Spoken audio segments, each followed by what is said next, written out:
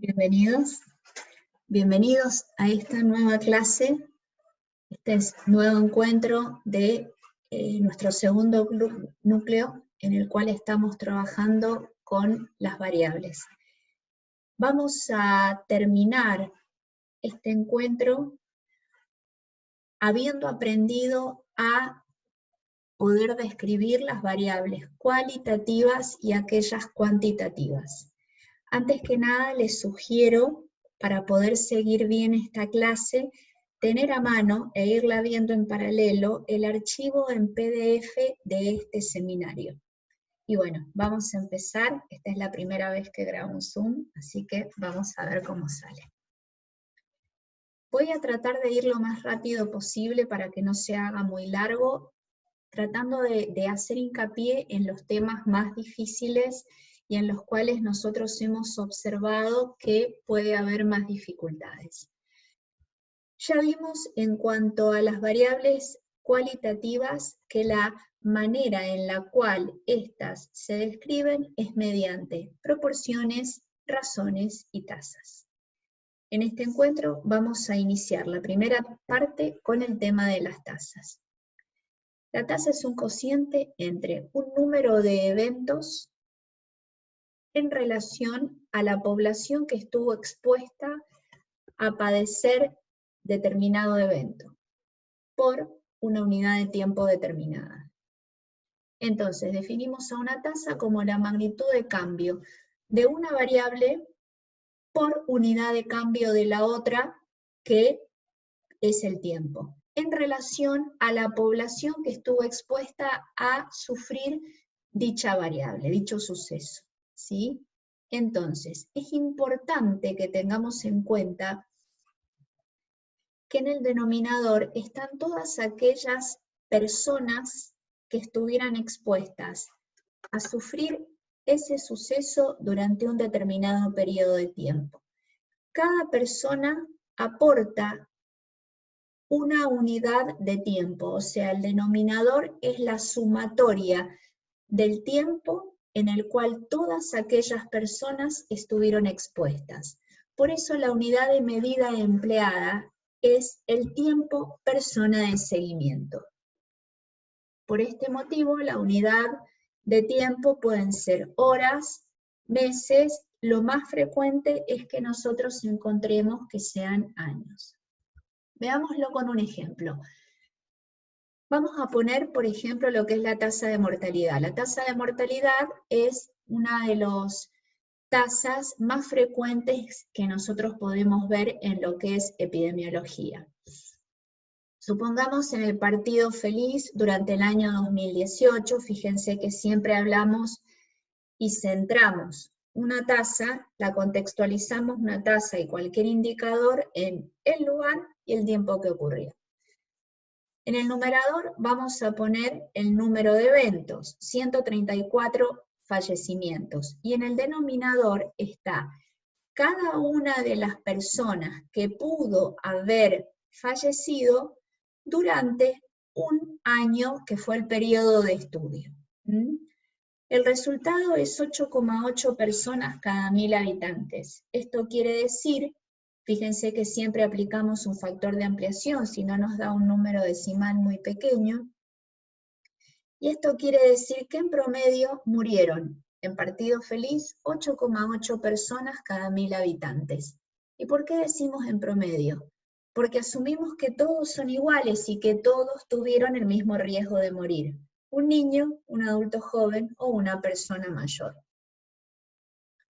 Entonces, esperamos que quede claro el concepto de que el denominador de la tasa es la suma de los periodos de exposición de cada individuo. Para calcular una tasa tenemos que definir con claridad cuál es el evento de interés, lo que ve en el numerador. Fallecimientos, nacimientos, número de nuevos casos infectados de coronavirus, número de personas que padecieron una gastroenteritis y la población en estudio que pudo haber estado, que estuvo expuesta a este riesgo. En el caso de la gastroenteritis, personas que asistieron a la comida. En el caso de casos nuevos diagnosticados de COVID diarios, todas aquellas personas de la población que pudieron haber enfermado, lo mismo para la tasa de mortalidad. Recuerden que siempre es conveniente aplicar un factor de amplificación para que pueda tener mayor comprensión. Esa es la concepción, el fundamento de una tasa, pero desde el punto de vista de la construcción, la mayoría de las tasas son proporciones, ya que el numerador está incluido en el denominador. Las personas que murieron forman parte o formaban parte de esta población que estuvo expuesta a morir. Al igual, aquellas personas en quienes se diagnosticó infección por COVID formaban parte de la población, surgieron de una población que estaba libre del evento. Sin embargo, hay algunas tasas que son razones. ¿Recuerdan lo que son las razones? Es el cociente entre dos magnitudes diferentes. Acá tenemos entonces frecuentes tasas que se utilizan en lo que es epidemiología. Vamos a eso que dijimos de que algunas tasas son razones. Pensemos en la mortalidad infantil. La mortalidad infantil es el número de defunciones en niños menores de 1 año. Entonces, si esto fuera una proporción, ¿cuál es la población expuesta a morir en relación a ese denominador? Todos los niños menores de 1 año. Pues bien, la tasa de mortalidad infantil es un indicador que se usa desde hace décadas para reflejar el acceso a la salud y el bienestar o los niveles de desigualdad social. Entonces, estos indicadores deben ser diseñados para todos los países, y hay muchos países que no tienen buena calidad de sus estadísticas, y es poco probable que tengan un dato fidedigno del número de menores de 1 año. Entonces, lo que sí es un dato que suele estar presente en las estadísticas vitales de todos los países son los recién nacidos vivos. Por esa razón, la tasa de mortalidad infantil se construye como el número de defunciones en menores de 1 año sobre el total de nacidos vivos. Lo mismo ocurre con la mortalidad materna. La mortalidad materna, el numerador, son todas aquellas defunciones en mujeres relacionadas con su embarazo. ¿Cuál sería el denominador esperado? Todas aquellas mujeres que estuvieron embarazadas en ese periodo. Casi imposible tener el número de embarazos en un lugar y en un periodo determinado. Y nuevamente se recurre a una cifra que se relaciona con el numerador y que es muy probable que tenga una buena calidad de recolección, como son los nacidos vivos. Pueden ver entonces que en la tasa de mortalidad infantil y en la tasa de mortalidad materna son dos magnitudes de distinta naturaleza. Por eso la tasa de mortalidad materna también se llama razón de mortalidad materna. Atención, la tasa de mortalidad infantil se expresa cada 1000. La tasa de mortalidad materna se expresa cada 10.000, siempre. Pregunta de examen. Las tasas. La utilidad de las tasas es que ellas funcionan como indicadores, ¿sí? Como por ejemplo, tasa de desempleo, razón de mortalidad materna, pero también expresan un riesgo, ya que es la posibilidad de que ocurra un evento en una población en un determinado número de tiempo, en un determinado periodo de tiempo. Ejemplo, tasa de morbilidad por dengue en Misiones. Es el riesgo que tienen cada persona de enfermar por dengue cada mes, si nuestra unidad de tiempo es el mes. Vamos a los tipos de tasa. Los tipos de tasa, hay distintas clasificaciones. Podemos tener tasas de morbilidad y tasas de mortalidad. Esto es lo más frecuente de encontrar. Las tasas de morbilidad morbidis viene a significar enfermedad. Las tasas de mortalidad indican las defunciones. Pero también tenemos tasas que tienen que ver con factores comportamentales o que tienen que ver con ciertos indicadores sanitarios como las tasas de vacunación. Según las características de la población a donde estas tasas estén referidas, vamos a tener las tasas brutas y las tasas ajustadas. Ahora lo vamos a ver.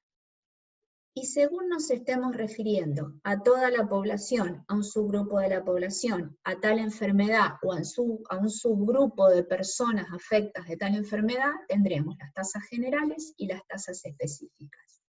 Y luego, uno de los conceptos más importantes que vamos a ver este año son las tasas de incidencia y las tasas de prevalencia. El concepto de incidencia y prevalencia. Ahora lo vamos a ver. ¿Qué es una tasa ajustada? Una tasa ajustada es cuando a una tasa bruta la sometemos a un proceso de estandarización. En este caso, ajuste significa estandarizar. Vamos a ver un ejemplo. Queremos comparar las tasas de mortalidad, por ejemplo, en Formosa y en provincia de Buenos Aires. Formosa tiene una estructura demográfica con una pirámide de base ancha. Gran cantidad de personas jóvenes, poco porcentaje de mayores de 65 años, lo cual claramente tiene que ver con la esperanza de vida. En la provincia de Buenos Aires, la pirámide es más de este tipo, ¿sí? Con un mayor porcentaje de población mayor de 65 años. Entonces, proporcionalmente, tenemos mayor cantidad de población de 65 años. Las personas que tienen más riesgo de morir son las personas mayores de 65 años. Por lo tanto, si nosotros comparáramos esta tasa entre dos poblaciones tan diferentes, el resultado estaría como sobredimensionando la mortalidad en la provincia de Buenos Aires.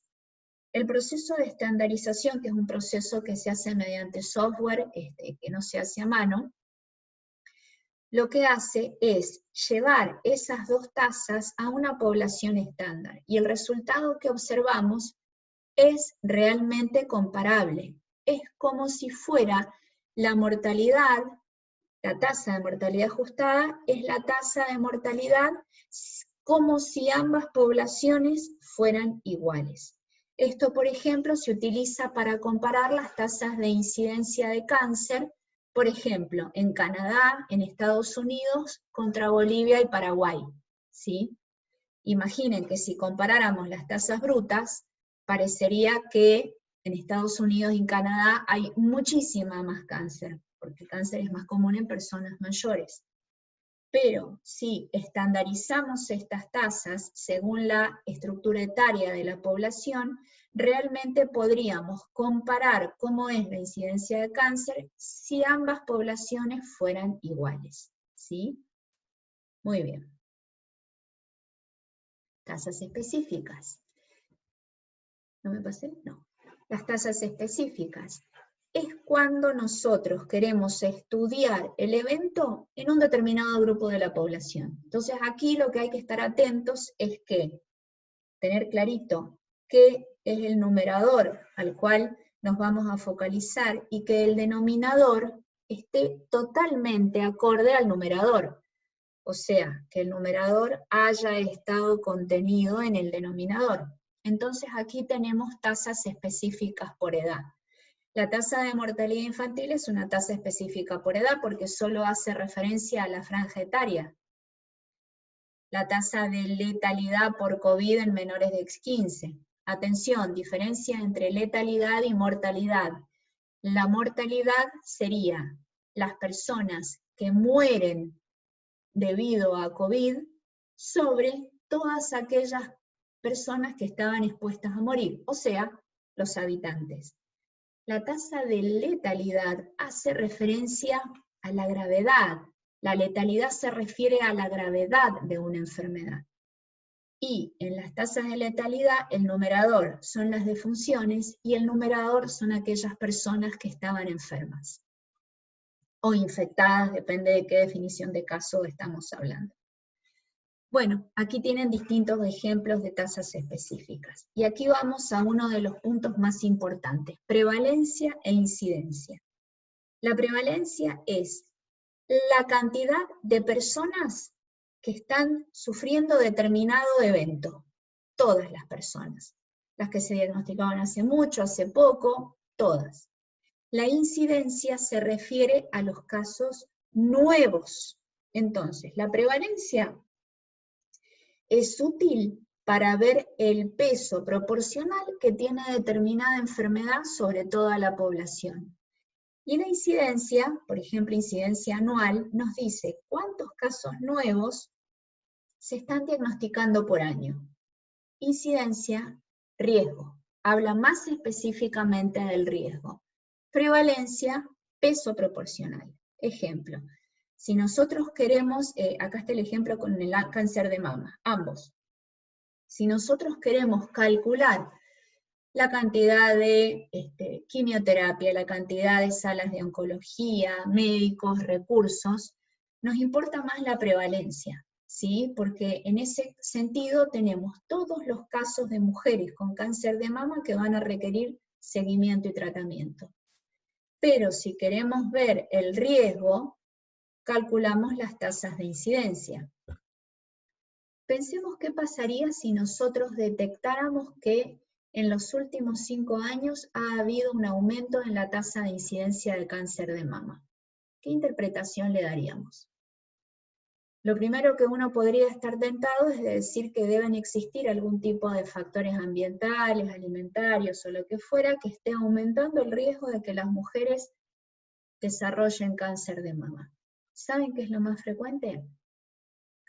Que en estos últimos 5 años, esto es lo más probable, no digo que sea así, que en estos últimos 5 años hayan mejorado los métodos diagnósticos, que en estos últimos 5 años las mujeres estén haciendo más screening, o que en estos últimos 5 años los casos se estén recolectando con más calidad. Entonces, atención a la interpretación que le damos a ciertos indicadores.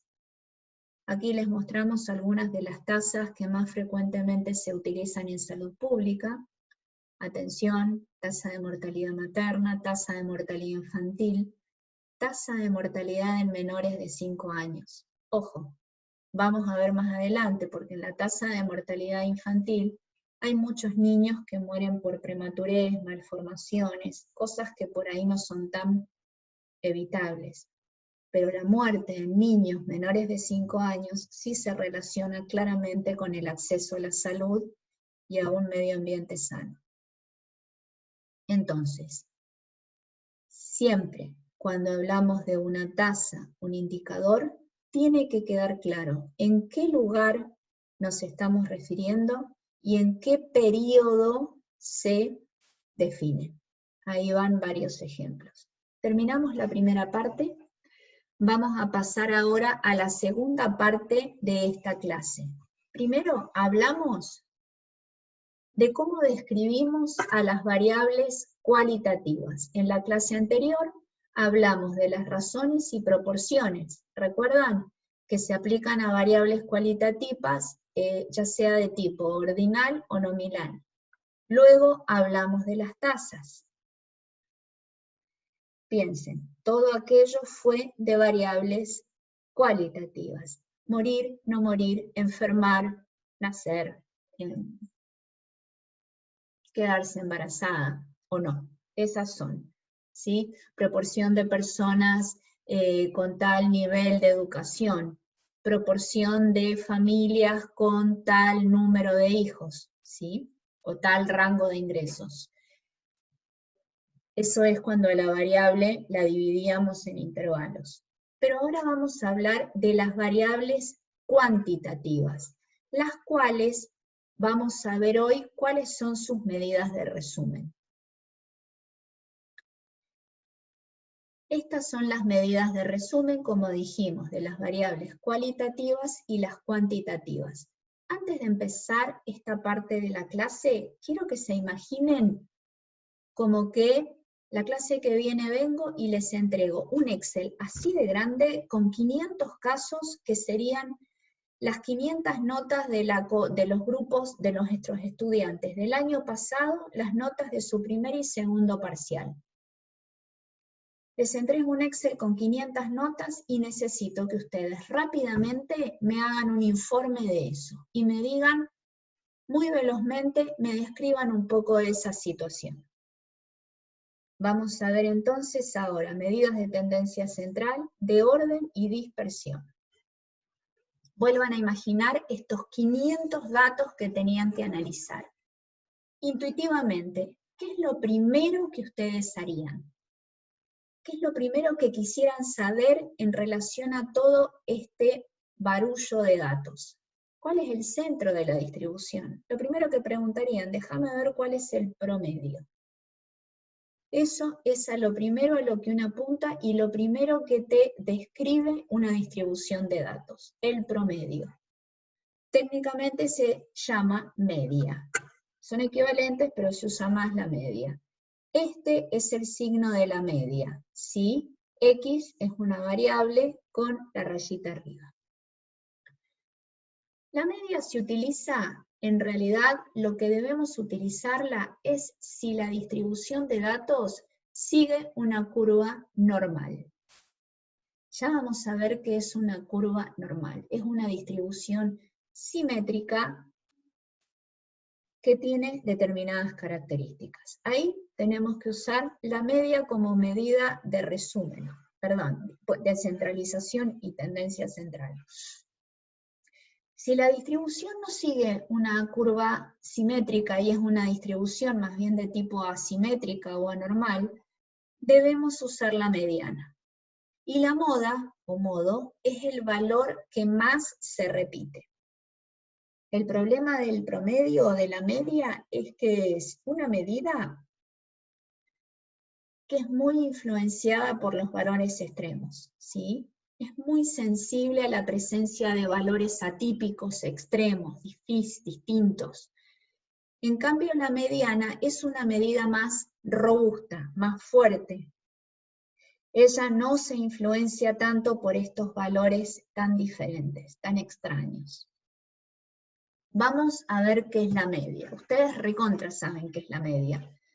La media es lo que hacían cuando estaban en la secundaria, hacían un promedio de los valores de los 3 trimestres a ver si se la llevaban. Es la suma de los valores que están estudiando sobre el número de valores. Esa E invertida quiere decir sumatoria. La media es un número único, o sea, en una cantidad de datos hay un solo promedio, es muy fácil de calcular, pero es sensible a los valores extremos. Acá tenemos dos ejemplos. Quiero que se fijen en el de más abajo. Pedimos 6 presupuestos, muy parecidos, 750, 750, 800, 800, 800 y 2800. Nos mandaron a pedir presupuesto. Entonces lo primero que nos preguntan es, bueno, decime en promedio qué te dijeron. 1116. Ah, caramba, qué caro. Yo tenía entendido que la mayoría cobraba entre 700 y 800. Ustedes describieron estos datos con un promedio, pero este promedio se llevó, fue tironeado a más grande por este valor atípico 2800. Si no contáramos el 2800, tendríamos una distribución que se acerca más a valores más homogéneos. Vamos a hablar de la mediana. La mediana ya no se calcula sumando. La mediana se calcula poniendo en orden de menor a mayor todos los datos y en ese orden miramos cuál es el dato que divide la distribución en una mitad y en la otra. La mediana es el dato en donde queda una mitad de números más pequeños que la mediana y una mitad de números más grandes que la mediana. Y no es sensible a los datos extremos.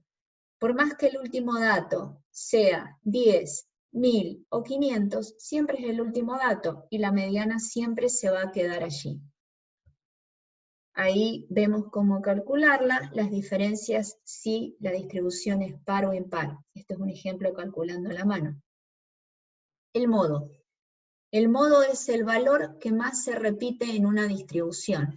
Nos orienta entonces, como ustedes ven, a dónde los valores tienden a repetirse más. Si no hay valores que se repiten, no hay moda.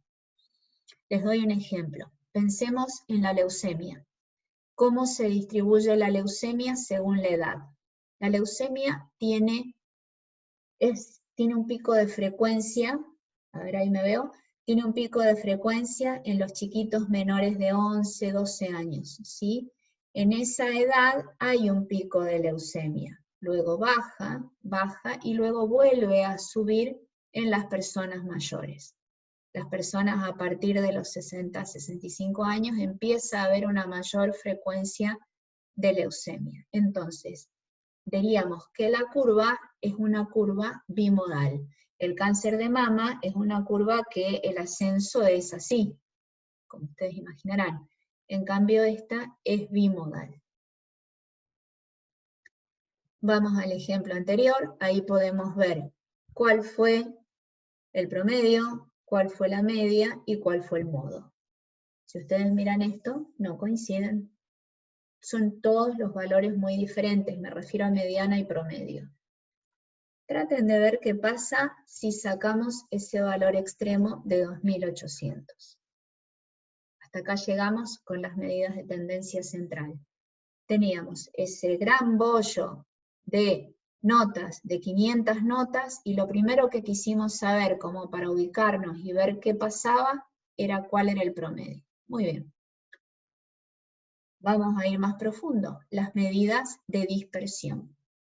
Como dice su nombre, las medidas de dispersión nos dice qué dispersión, qué diferencia hay entre los datos entre sí y en relación a su centro, en relación al promedio, ¿sí?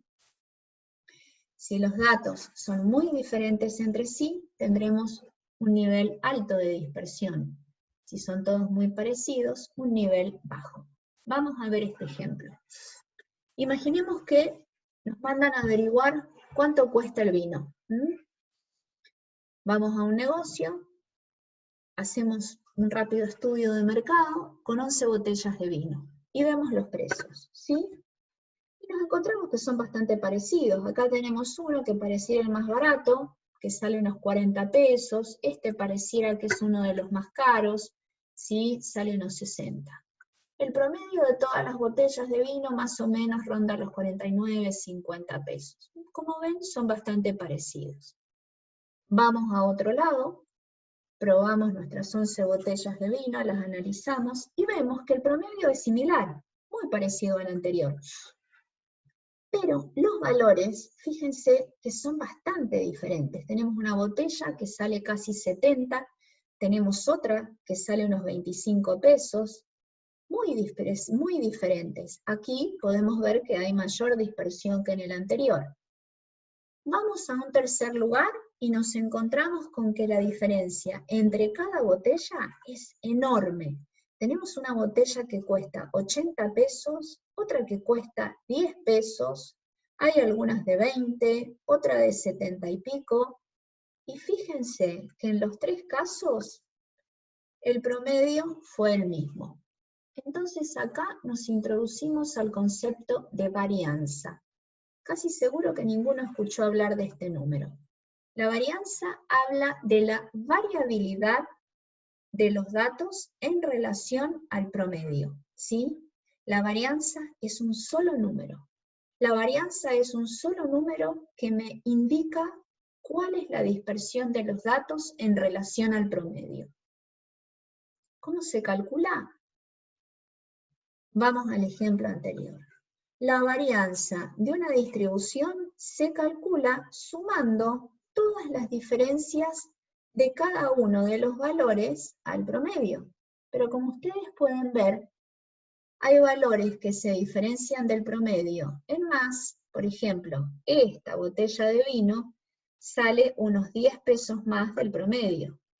Y esta botella de vino sale casi 20 pesos menos del promedio. Entonces, si nosotros sumáramos estas diferencias, en realidad no estaríamos sumando nada, estaríamos restando, porque hay algunos valores que son positivos y otros negativos. ¿Cómo se salva esto matemáticamente? Se lo eleva al cuadrado. Menos por menos, más. Entonces tenemos toda una serie de valores positivos, ¿sí? Como esto se relaciona mucho con el promedio y nos interesa saber la varianza de todas las botellas de vino, el denominador es el número de botellas, el número de observaciones, ¿sí? Ustedes van a observar que matemáticamente la varianza se simboliza con la letra sigma al cuadrado. Esa es la varianza. Bueno, esa es la varianza. Nunca la han escuchado nombrar y es muy probable que no vuelvan a saber de ella. Pero a quien sí van a empezar a escuchar es al desvío estándar. El desvío estándar, que a partir de ahora va a formar parte de nuestras vidas, es la raíz cuadrada de la varianza. ¿Recuerdan la fórmula anterior? Bien. Sumatoria de la diferencia de los cuadrados con la media sobre el número de observaciones. Allí tenemos la fórmula del desvío estándar. Aquí ustedes van a observar que el número de observaciones está restado con 1, n-1. Esto se los digo a título informativo más que nada para que ustedes profundicen un poco en esto o si ven las fórmulas que difieren. Cuando el desvío estándar se calcula a la población, hagamos de cuenta que le diéramos la nota a todos los estudiantes de la Escuela de Medicina, esa es la población, se calcula así, dividido el N. Pero cuando tomamos una muestra, que era este grupo de estudiantes que yo les dije, es N-1. Es así, cuando es la diferencia entre muestra y población. Entonces, el desvío estándar es una medida única para toda una serie de datos que nos dice cuánto se dividen todos estos datos del promedio. ¿Cuál es el problema del desvío estándar? Le afectan mucho los valores extremos. Por esa razón, el desvío estándar lo utilizamos para dar una idea de la media, acompañando a la media, por lo tanto, lo que tenemos que hacer es utilizarla solamente en aquellas distribuciones de datos que siguen una curva normal. ¿Cómo nos damos cuenta que una distribución de datos sigue una curva normal? ¿Cómo nos damos cuenta estos 500 datos que les entregué al principio, siguen o no siguen una curva de distribución normal? Vamos a ver si al final lo respondemos. Esto son 3 tipos de distribuciones de datos, ¿sí? Estas 3 curvas son curvas normales. Aclaro que cuando acá hablo de normalidad no lo hablo desde un punto de vista valorativo. Lo normal como bueno, lo anormal como malo, lo atípico como malo, ¿sí? Estos son términos epidemiológicos, estadísticos, la normalidad. Una curva normal significa lo siguiente, concentrémonos en esta curva que es la más puntudita, ¿sí? 5 es el promedio. 5 es el promedio de esta curva con un valor mínimo que debe rondar los menos 25, supongan, y un valor máximo que debe rondar el 30 y poco, ¿sí? El promedio es 5. ¿Esto qué significa? Que la mayoría de los individuos tienen un valor promedio. Son promedio, su dato es 5. Y que una menor cantidad de individuos, sus datos se van a acercar a un valor de menos 20 y la otra cantidad de datos a un valor de más 30. ¿Sí? Vamos a verlo mejor esto con otro ejemplo donde los números de X sean diferentes. Pero ¿por qué aquí está donde figura densidad?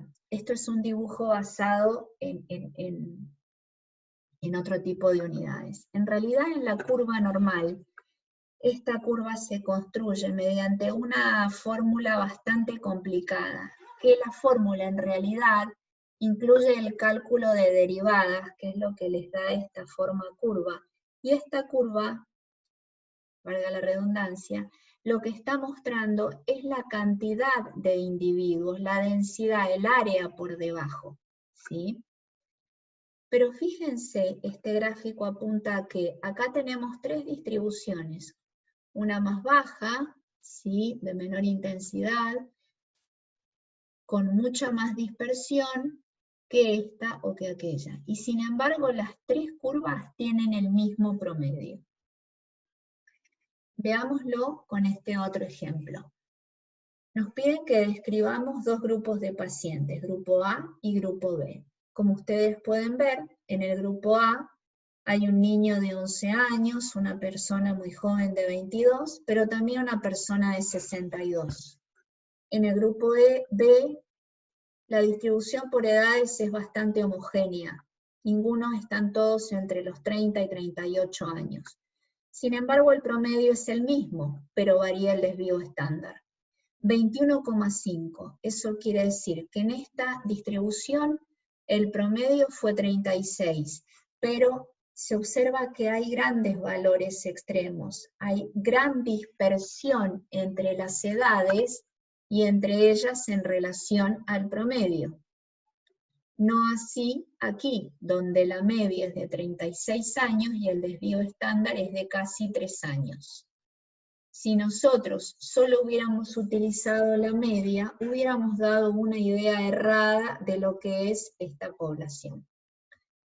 Vamos a hablar entonces ahora de curvas simétricas, asimétricas y bimodales. Esta es una curva simétrica que sigue lo que se llamó una campana de Gauss. Gauss fue un matemático que vivió alrededor del 1700 y que él con un lápiz y un papel identificó la distribución de determinados datos de la mayoría de las variables en la naturaleza. Un genio. Entonces lo que él vio con esta curva, que como les dije no es fácil de calcular, pero sí es bastante simple de interpretar, es que si esto es el promedio, alrededor del promedio se agrupan la mayoría de las personas. Las personas promedio ocupan la mayoría de la distribución, ¿sí? Pensemos en la altura. En una determinada población, la mayoría de las personas va a medir, supongamos, 1,70 m. Pensemos en varones, ¿sí? 1,70 m.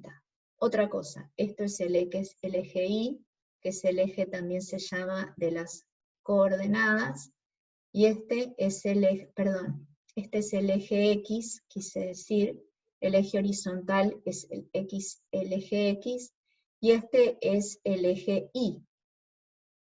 Aquí, donde está la intersección de ambos ejes, es el punto 0. Hacia la derecha, como si fuera una regla, el valor aumenta. Entonces, dijimos que nosotros estamos hablando de la altura de una población. La mayoría de la población va a tener, una población de varones, va a tener una altura promedio de unos 70, unos 70 y algo. La mayoría.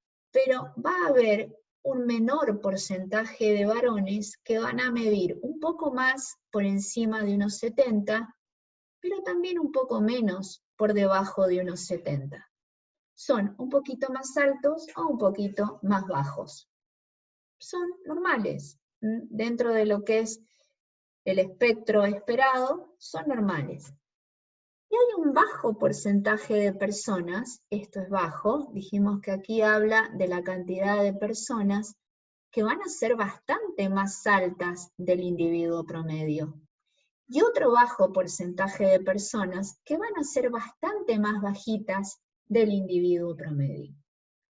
En la gran mayoría de las características de la naturaleza, especialmente cuando hablamos de humanos, por ahí no se da tanto en algunos casos de la bioquímica o biología, pero en humanos la gran mayoría de las variables, sobre todo cuando tienen un número, una muestra grande quiere decir arriba de 50, siguen una distribución normal.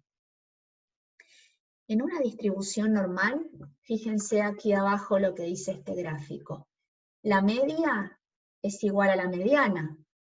La mediana, fíjense que también divide a la distribución en dos partes iguales, simétricas. Una menor que la mediana y otra mayor. Y el modo también coincide. Es la cifra que más se repite, siempre que haya un modo. Ahora vean esta otra curva que está sesgada. Sesgada quiere decir desviada, no centrada, no simétrica. Supongamos que estábamos analizando las notas de todos estos estudiantes y la mayoría de las notas se concentran, son notas bajas, la gran mayoría.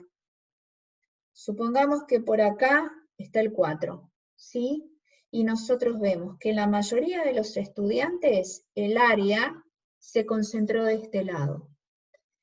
Sin embargo, hubo un pequeño grupito de estudiantes que se sacaron todos 10. Entonces, el promedio, si bien la mayoría se agrupa acá, el promedio va a estar rondando, supongamos, un 6, porque fue tironeado por estos valores extremos.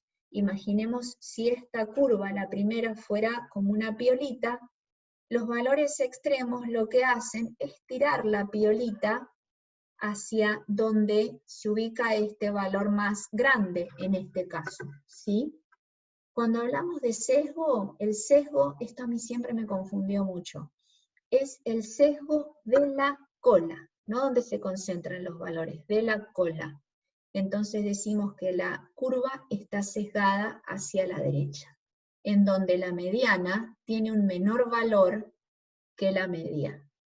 Y la mediana es el número que divide esta distribución en dos partes iguales.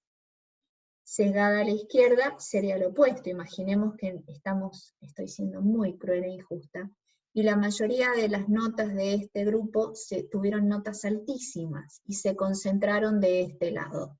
El modo está acá porque se repitieron muchísimo, hubo muchísimos 8s y 9s. Pero hubo un grupo muy pequeñito de chicos que se sacó un 2 o un 1. Entonces ellos sesgan la curva a la izquierda. Curva bimodal sería esta que conversamos recién, el ejemplo de la leucemia. La media y la mediana, fíjense que están acá en el medio, pero esta curva tiene dos modas. Entonces, y acá viene la importancia, ¿sí?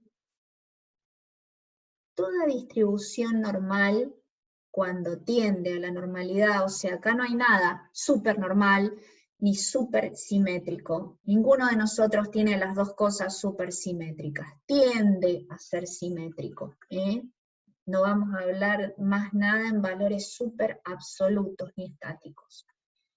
Cuando tenemos una distribución de datos que tiene una tendencia a ser normal, si nosotros conocemos la media y conocemos el desvío estándar, Gauss, y después de él pudieron comprobarlo, todos los valores de la distribución, aquellos que sean un desvío estándar en menos, alejándose de la media, y un desvío estándar en más, en ese intervalo, en ese rango, se van a agrupar casi el 70% de las observaciones. Vamos de nuevo. Si nosotros tenemos un grupo de estudiantes de medicina, de primero, segundo y tercer año, contamos a todos los varones, y nos damos cuenta que el promedio de altura en estos chicos es de 1,75, con un desvío estándar de 10 centímetros, vamos a verificar, esto no es futurología, esto es estadística, vamos a verificar que 1,75 es el promedio, que el 70%, casi el 70% de los estudiantes, su altura va a oscilar entre 1,65 m y 1,85 m. Creo que dije que el desvío estándar era de 10 centímetros. Bueno, supongan que dije eso. Entonces, para una media de 1,75, el 70% de los estudiantes va a medir en esta muestra entre 1,65 y 1,80. 1,85. 1,75 más 10 y 1,75 menos 10. Y el 95% de esta muestra de estudiantes su altura se va a encontrar 2 desvíos estándar menos de la media, al igual que 2 desvíos estándar más de la media. Si el promedio era 1,75 y el desvío estándar era 10, podríamos decir que el 95% de los estudiantes va a medir entre 1,55 y 1,95. Fíjense que ya, sin hacer ninguna otra apreciación, solo con 2 cifras, podemos describir con toda claridad esta muestra. Aquí hay otro ejemplo con lo que es coeficiente intelectual. Esto es un ejemplo típico. No olviden que el coeficiente intelectual medía la inteligencia de las personas estuvo muy en auge alrededor de los años 60, 70. Es un concepto absolutamente arcaico. Y en este momento la inteligencia de las personas está relacionada con su capacidad de adaptarse a la crisis. Ténganlo presente en el contexto que estamos viviendo. Terminamos con medidas de dispersión, vamos a pasar a las medidas de orden. Imagínense si nosotros tuviéramos una curva y la dividiéramos en 100 partes iguales. Una curva quise decir una serie de datos. La dividiéramos en 100 partes iguales. Obtendríamos 100 percentiles de 100, ¿sí? Entonces, si nosotros tomáramos el percentilo 10, ¿sí?, nos encontraríamos, este numerito del percentilo 10 me mostraría que el 10% de los valores son menores a este valor y el 90% de los valores son mayores a este valor. Si en lugar de tomar el percentilo 10, percentilo 20, 30, tomáramos el percentilo 50, este percentilo 50 nos dividiría todos los valores exactamente por la mitad. Por lo tanto, el percentilo 50 equivale a la mediana. ¿Qué son los cuartiles? Los cuartiles son 3 medidas que nos separan una distribución en 4 partes iguales. Teniendo el valor mínimo y teniendo el valor máximo, el cuartil 1 equivale al percentilo 50. Al percentilo 25. Este es el cuartil 1, ¿sí? Quiere decir que este número, por debajo de este número, se encuentra el 25% de las observaciones. Y por encima de este número se encuentra el 75%. De igual manera la mediana, percentil 50 o cuartil 2, y de manera similar el percentil 75 o cuartil 3.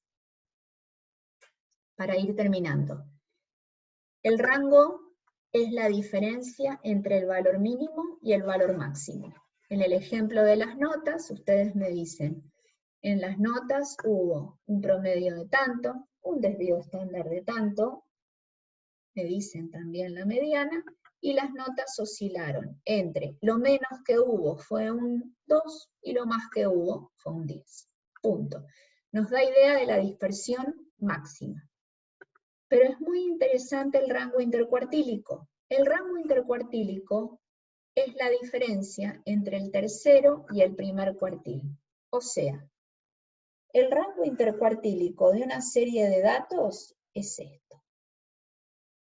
Nos está dando idea de entre qué valores se encuentra el 50% de los datos. El rango intercuartílico es la medida de dispersión que debe utilizarse para complementar a la mediana, y se usa cuando nos damos cuenta de que una distribución es asimétrica. Entonces terminemos este encuentro. ¿Cómo me doy rápidamente cuenta si una distribución de datos es simétrica o asimétrica? O dicho de otra manera, si sigue una distribución normal. Calculo el promedio, calculo la mediana. Y veo estos dos si son similares, si se acercan o si son muy diferentes, como ocurrió con el presupuesto de los 750, 800 y 2800. No digo que sean iguales, no digo que sean idénticas o que sean distintas en un decimal, sino que se acerquen, ¿sí?